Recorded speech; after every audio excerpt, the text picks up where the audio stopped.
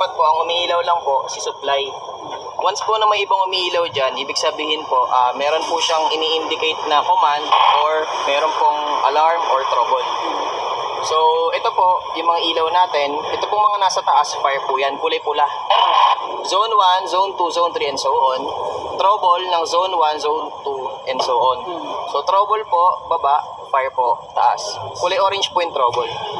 Tapos po ito yung mga statuses po natin. Once po na may na-indicate na fire, iilaw po yung zone na naka-fire, tapos iilaw din po ito, yung fire. Once po na trouble or fault, iilaw naman po yung yellow kung anong zone po yung at trouble, tapos iilaw po yung fault. Accidentally, may na-disable tayo, sounders, disable natin. Iilaw po si disable, tapos iilaw po yung sounders. Hindi tutunog siya, no? Hindi po siya tutunog na, ibig sabihin, kasi naka-disable po yung sounders. So, test for testing means lang po ito. Ito po yung mga common faults na lumalabas. Main supply, ibig sabihin po, brown out, walang main supply. Pag umilaw po yung battery, drain po yung battery natin. Auxiliary supply po, kapag may integrated po na device dito, which is wala naman po, like electronic doors or fire suppression, pag nag-fault po yun, dito po siya lalabas sa auxiliary. Pag yung supply po niya yung ginagamit, supply po ng panel. Earth fault po sa grounding. Pag grounded po yung system natin, mag-earth fault po siya. Pag nasira po yung hardware ng device natin, system naman po ang iilaw. So, any po dito sa tatlong to, itawag nyo po sa amin bago nyo po gagalawin. Pag ito pong dalawang to, pwede nyo pong gawa ng solusyon. Main supply po, ibig sabihin po, check nyo lang po, baka nag-trip yung breaker. Battery po, baka nag-drain lang yung battery. So, pasok po tayo sa command. Pag ganito po, kahit ano pong pindutin natin, wala po yung response. Kasi po, wala po siyang access. So, paano po tayo magkakaroon ng access? I-input po natin yung access level 3. Yun po yung installer access. Ibig sabihin po, lahat ng command pwede natin i-input sa kanya. Paano po yun? Hold acknowledge. Once po umilaw na to, ibig sabihin po, na-detect niya na yung hold acknowledge. Input po natin yung password, which is 4321. 4, 3, 2, 1. Umilaw po. Acknowledge. Pag umilaw po yung 3, ibig sabihin may access level 3 na tayo. From here po, lahat po ng commands, lahat po ng control, meron na tayo. So, kung gusto po nating patunogin, pipindutin po natin yung activate sounder, acknowledge, tutunog po yan. Once naman po pag tumutunog, hold naman po natin yung buzzer. Pag nag-fire po, halimbawa, common scenario, nag-fire. Magba-buzzer din po to habang tumutunog po yung bell. Para po mamatay yung buzzer ng panel natin, buzzer silence. Para naman po mamatay yung mga bell natin. Pindot lang yun. Yes po, sample. Para naman po mamatay yung mga sounder natin, deactivate sounders, sabay acknowledge. Tapos investigate po natin yung fire, kung fire po talaga or false alarm lang. Once confirm po kung ano po talaga yung actual na status, pwede na po natin siyang reset, sabay acknowledge. Ganun po. So pagka nireset ko po ito, reset, sabay acknowledge, naka-access level 3 pa rin po yan, hindi po mawawala to. Paano po siya tatanggalin? Home po, sabay acknowledge. Wala na po siyang access level 3. So, ang common scenario na nangyayari na nagiging conflict sa mga clients namin. Nag-fire, ang cause of fire is may napindot na call point. Nireset nila yung panel, hindi nila nireset yung call point, magpa-fire pa rin po ang panel natin. Kailangan po nating unahing i-reset yung call point, yung susi po, na color black. Kaso po wala na po yata kayo nun. Wala na nga po kami. Try ko po mag-request sa office. Kasi nga, naano namin sa isang guard namin dati. Yung nakasira. Pero try ko pong i-request sa office. Tapos po, bago pagka-reset po natin ng call point, saka lang po natin i-reset sila. Kasi po kahit po anong reset natin kay panel, kapag nakapindot pa rin po si call point, magre-reoccur lang po yung fire. Kasi open siya. Nga po, kabila ba? Same lang ngayon. So yun po.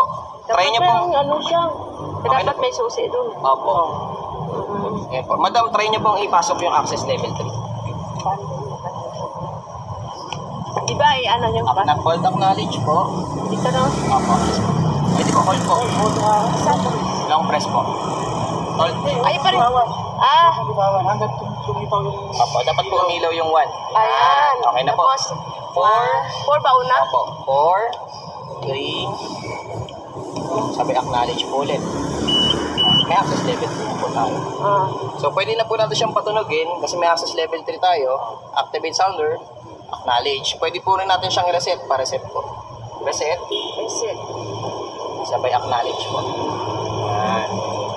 So, hindi pa rin po natatanggal yung access level 3 natin. Home po, sabay acknowledge. Okay na po yan. Yun na. Ako, normal na po yan. So, ang gagawin nyo po, nag-fire. Meron po umusok. Hold acknowledge po. For example lang yan, tumutunog siya ngayon. Hold acknowledge po. Diba? Yan. Tapos, 4, 3, 2, 1. 3, 2, 1. Acknowledge po ulit. Yan. Ang una nyo po pipindutin, buzzer silence. Oo. Bago acknowledge, yung buzzer. Buzzer Oo, silence lang po. Para po mawala yung buzzer ng panel natin. Pwede pa po kaya tayo mag-test ulit? Call point. Pinutin po yung call point. Para po ma-simulate natin yung scenario talaga. O, tutunog po yan. Radyo mo na. Dali lang ha. G1. Ano ko Nadali lang ha. Ito ba ako bully mo? Power on. 9. Go ahead po. Ma'am, mag-alarm out kami ulit.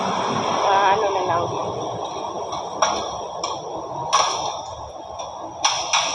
Copy daw po. Okay, so. G2, G1. Oh, G1. Narinig po yung mag-alarm kami ulit. Baka magulat kayo. Okay. Thank you. Si ano pala, si Maping mo. Ito pa ano. Ha? Si Maping mo. Kami na lang ako. Meron pa lang doon kay Mapinto? May makarinig lang po.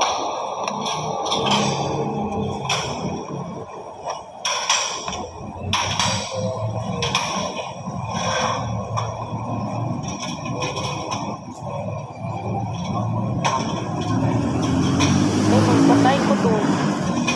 Kung makakukuhan natin. Wala. Okay na po. Sige, papindot.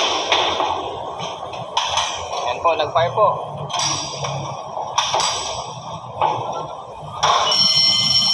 Hold acknowledge. Hindi na ba? Apo. Ayaw. Huwag niyo po bitawan. Nantay niyo lang po. Yan. 4, 3, 2, 1. Acknowledge po ulit. Okay na po. Buzzer silence po para mamatay yung buzzer. Yan, mamatay po. Activate, deactivate po. Sabay acknowledge. Mamatay po yung tunog natin. Then, investigate yung cause of fire. Zone 2 po, mga call point. Zone 1 po, smoke detector. So, ibig sabihin po, zone 2 po yung umilaw, call point po tayo. Check po natin yung parehas na call point. Hindi pa po natin yan mare-reset. Pag nireset po natin yan, nakapindot po pa rin. Reset po natin yung call point. Turo rin po namin kung paano siya reset.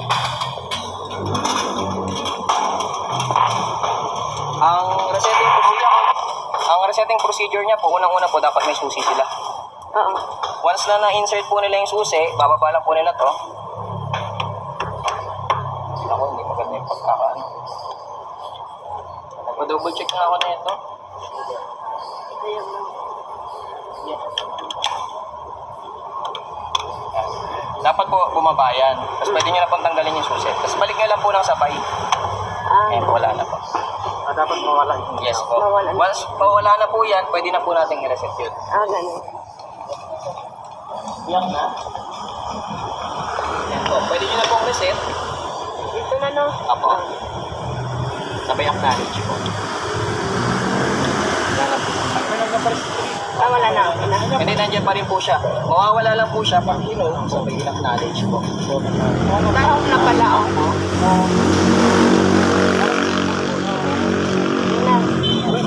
Normal status po. Hindi na sir. Wala na. Opo, yun lang naman po yung common na May knowledge na rin.